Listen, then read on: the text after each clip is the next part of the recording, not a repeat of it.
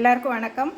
இன்னைக்கு சப்பாத்தி குருமா ஒன்று எப்படி செய்யறதுன்னு பார்க்க. இது வெள்ளை குருமா மாதிரி இருக்கும். கரம் மசாலாலாம் போட்டு டேஸ்ட் வித்தியாசமாக ரொம்ப நல்லாயிருக்கும். உருளைக்கிழங்கு, கேரட்டு, பீன்ஸு, நீர் பூசணிக்காய், வெங்காயம், பச்சை மிளகா, பச்சை பட்டாணி கொஞ்சம் ஊற போட்டு வேக வச்சுக்கணும். தக்காளி 2, எண்ணெய் ஊற்றி பட்டையும் ஏலக்காயும் போட்டுக்கலாம். பட்டை வெடிச்சோடனே வெங்காயம், கருவேப்பிலை, பச்சை மிளகா போட்டுக்கலாம். வெங்காயம் பொன்னிறமாக வதங்கினோடனே எல்லா காயும் ஒன்றாவே போட்டுக்கலாம்.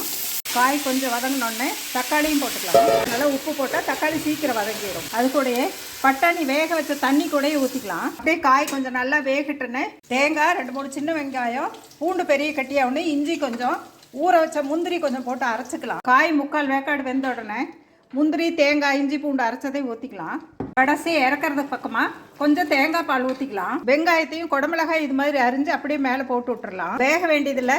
மேலே கொத்தமல்லி தழை போட்டு கப்புன்னு மூடி வச்சிட்டா குருமா சூப்பர். இல்லை குருமா இது மாதிரி நீங்களும் வச்சு பாருங்கள். வணக்கம்.